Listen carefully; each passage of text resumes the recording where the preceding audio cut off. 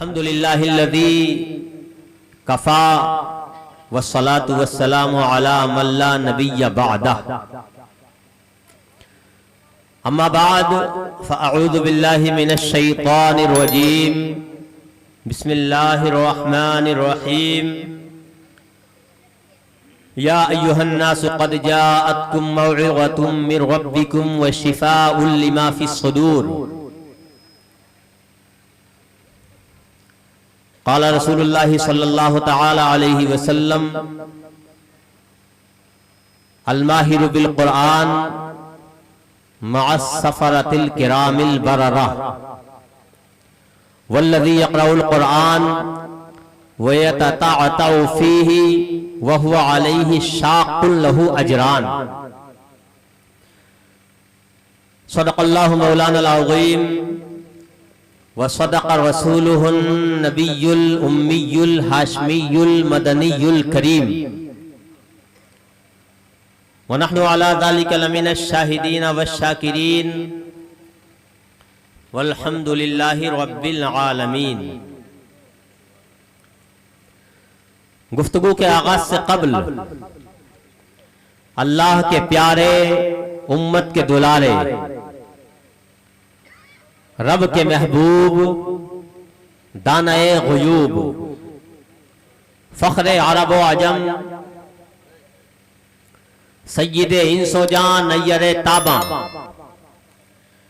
شہنشاہ حسینہ، سرخیل زہرہ جمالاں، صبح ذات لم یزل، یہ نور ذات لم یزل، معصوم آمنہ، رازدار ما اوحا، صاحب ما طغا، یا یوں کہو کہ وجود کائنات کا باعث، گردش لیل و نہار کا مطلوب، خلق آدم کا رمز،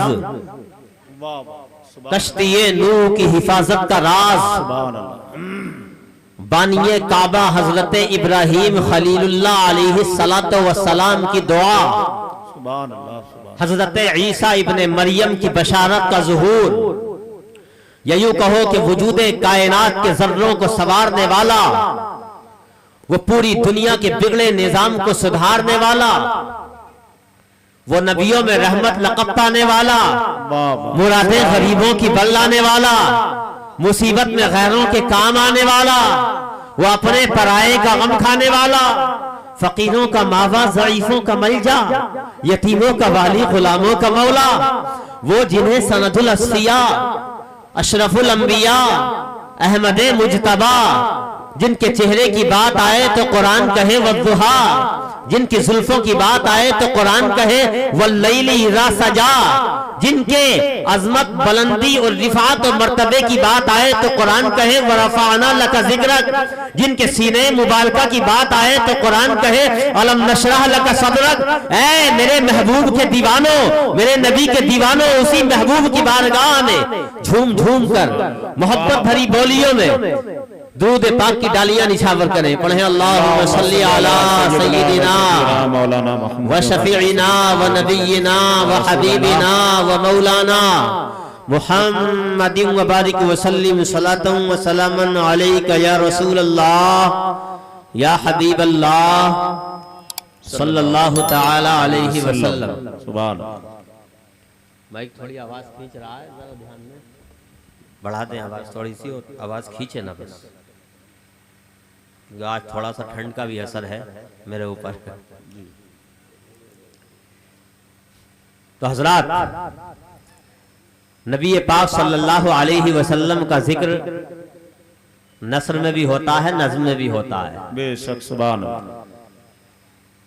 بھی شاہ نواز حسین صاحب سے آپ نے شاندار نعت سماعت کی ہے، میں چاہتا ہوں چند اشعار بھی سنا دوں، سنیں گے؟ جی جی، واہ واہ، عطا۔ عظمت کسی نے مانگی، شہرہ کسی نے مانگا، واہ، عظمت کسی نے مانگی، شہرہ کسی نے مانگا، مشتاق دید ہو کر جلوہ کسی نے مانگا، شاعر یہ کہنا چاہتا ہے دنیا میں کسی نے عظمتوں کو طلب کیا، کسی نے رفعتوں کو طلب کیا، کسی نے بلندیوں کو طلب کیا، کسی نے شہرتوں کو طلب کیا، کسی نے عیش و آرام کی بڑی بڑی بلڈنگوں کو طلب کیا، کسی نے بڑی بڑی گاڑیوں کو طلب کیا، لیکن سب ایک سے نہیں ہوتے۔ کوئی اللہ کا بندہ ایسا بھی آیا جس نے صرف دنیا کی عظمتوں کو طلب نہیں کیا، دنیا کی رفعتوں کو طلب نہیں کیا، دنیا کی بلندیوں کو طلب نہیں کیا، شہرتوں کو طلب نہیں کیا، بڑی بڑی بلڈنگوں کو طلب نہیں کیا، گاڑیوں کو طلب نہیں کیا، اگر طلب کیا تھا تو رب کے دیدار کو طلب کیا تھا۔ سبحان اللہ، سبحان اللہ، سبحان اللہ۔ بولتے رہے سبحان اللہ کہتے رہے۔ وہ میں نے کل بھی کہا تھا کہ مزاج وقت کا موسم بدلنے لگتا ہے، اندھیرا کاٹ کر سورج نکلنے لگتا ہے، عجیب آپ ہیں خاموش ہو کے بیٹھے،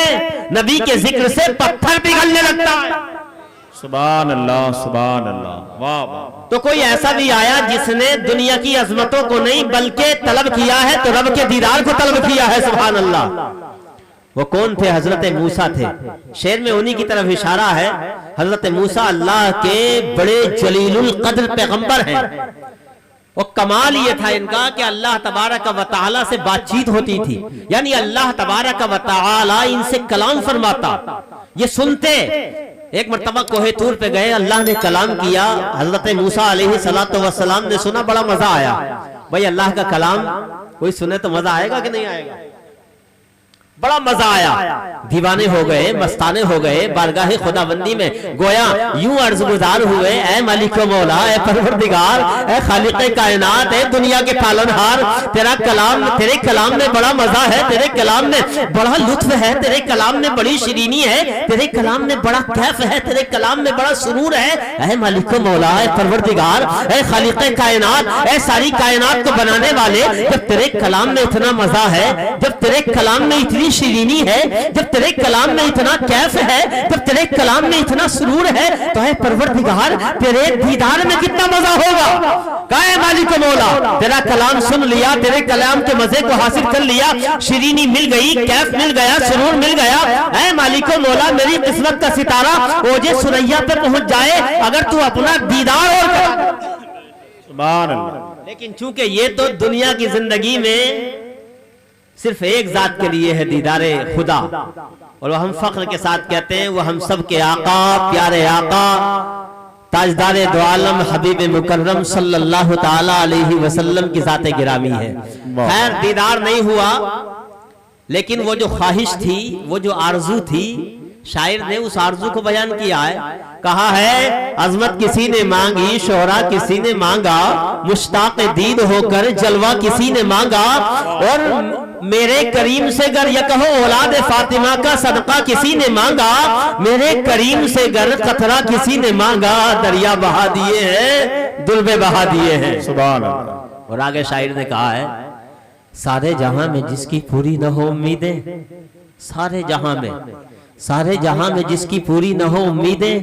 وہ بارگاہ شاہ کونوں مقام میں پہنچے۔ یعنی ایسا انسان ساری دنیا میں جا رہا ہے، بڑے بڑے ڈاکٹروں کے پاس جا رہا ہے، نوابوں کے پاس جا رہا ہے، نیتاؤں کے پاس جا رہا ہے، لیڈروں کے پاس جا رہا ہے، لیکن کہیں سے دل کی تمنا پوری نہیں ہوتی، دل کو سکون نہیں ملتا، مقدمہ حل نہیں ہوتا، پریشان کا پریشان ہے، مایوس ہو کے واپس پلٹ رہا ہے کہ راستے میں کسی شاعر کی نظر پڑ گئی، یا یوں کہو کسی عاشق رسول کی نظر پڑ گئی جو شاعری بھی کیا کرتا تھا، تو اس نے کہا اے دنیا والے، اے نوجوان، تو پریشان کیوں ہے، مایوس کیوں ہے؟ ابھی تو دنیا والوں کے پاس گیا تھا نا، ابھی تو دنیا والوں کے دربار میں گیا تھا نا، ابھی تو ڈاکٹروں کے پاس گیا تھا نا، ابھی تو نیتاؤں کے پاس گیا تھا، ابھی تو لیڈروں کے پاس گیا تھا، ابھی تو بڑے بڑے سرداروں کے پاس گیا تھا۔ ارے سن،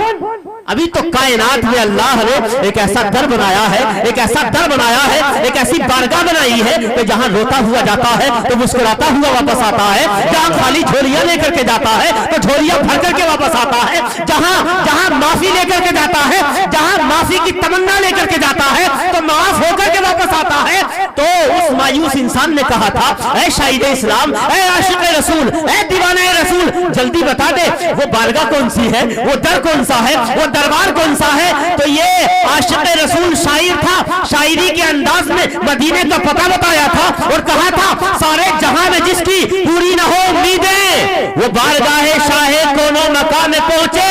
کیسا ہی سخت غم ہو ہرگز نہ آس توڑے ان کی عنایتوں کا یہ فیض عام دیکھے جب آ گئی ہیں جوش رحمت پہ ان کی آنکھیں جلتے بجھا دیے ہیں روتے ہنسا دیے ہیں. سبحان اللہ بے شک بہت اچھا. واہ واہ حضرات ایک صاحب کہنے لگے جب میں نے یہ شعر سنایا نا تو ایک صاحب کہنے لگے مولانا ایک بات بتاؤ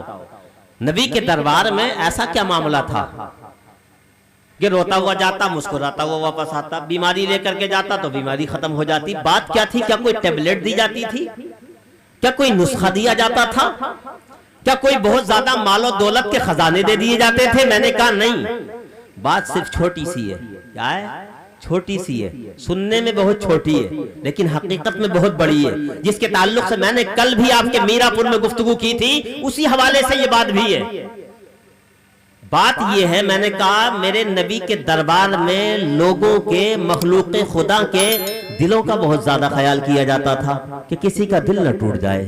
کسی کا دل شکستہ نہ ہو جائے کسی کا دل مضطرب نہ ہو جائے کسی کا دل پریشان نہ ہو جائے کہنے لگا کیسے میں نے کہا سن ایک واقعہ میں تجھے بتاتا ہوں اس سے تجھے اندازہ ہو جائے گا کہ نبی کے دربار میں اللہ کی مخلوق کے دلوں کا کتنا خیال کیا جاتا تھا نبی کا دربار لگا ہوا ہے حدیث پاک سنا رہا ہوں یہ حدیث پاک کا مفہوم اپنے انداز میں سنا رہا ہوں حدیث پاک میں ہے کہ نبی کریم صلی اللہ تعالی علیہ وسلم ہے دربار لگا ہوا ہے مسجد نبوی شریف ہے آپ خطاب فرما رہے ہیں اچانک ایک صحابی رسول سامنے سے اٹھے کہیں جانے لگے ارے بھائی پانی تو دیکھا ہی آپ نے تو میری طرف توجہ کریں آپ پانی تو چلتا ہی رہے گا یہ چائے ہے جو بھی ہے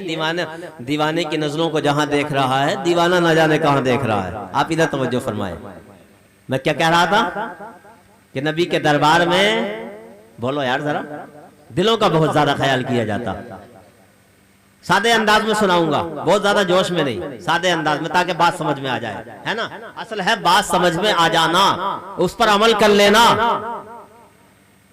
تو نبی کا دربار لگا ہوا ہے مسجد نبوی ہے ایک صحابی رسول اٹھے ہیں سامنے سے جانے لگے نبی نے فرمایا اے میرے صحابی اے میرے دیوانے کہاں جانا چاہتے ہو اتنی جلدی کیسی ہے وہ کہتے ہیں یا رسول اللہ آپ کو تو پتا ہے نا باپ کو بیٹے سے بڑا پیار ہوتا ہے اور جب وہ چھوٹا ہوتا ہے تو بہت زیادہ ہوتا ہے تو یا رسول اللہ میرا بیٹا گم ہو گیا ہے پتہ نہیں چلتا کہ وہ گیا کہاں ہے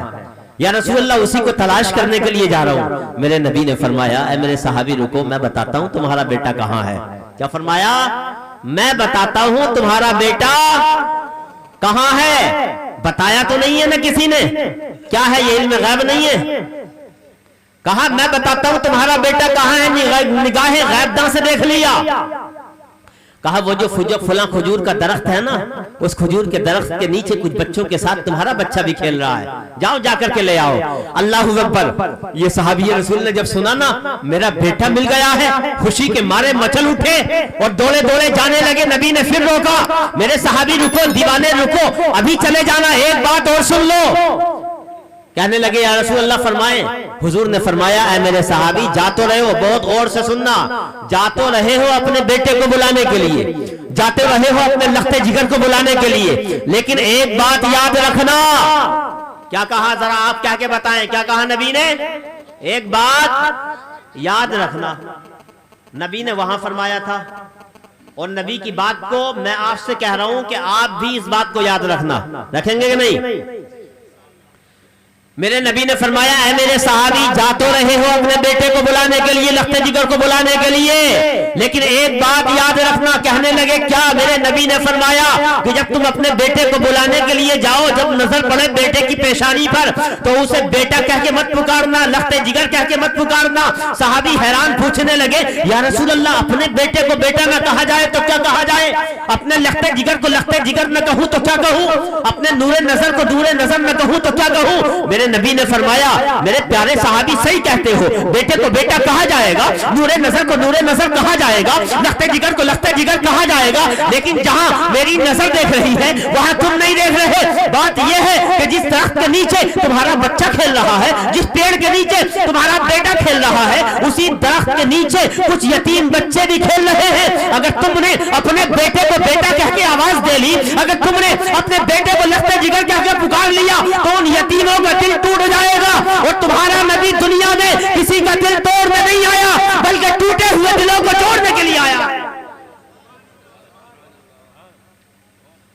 بات سمجھ میں آئی؟ سگا بیٹا تھا، غور کریں ذرا، سبق پر غور کریں. سگا بیٹا تھا، نبی نے سگے بیٹے کو بیٹا کہنے سے منع کیا، کیوں؟ کسی یتیم کا دل نہ ٹوٹ جائے. یعنی دلوں کا اتنا خیال. اب ذرا ہم اپنے معاشرے کا جائزہ لیں. ہمارے یہاں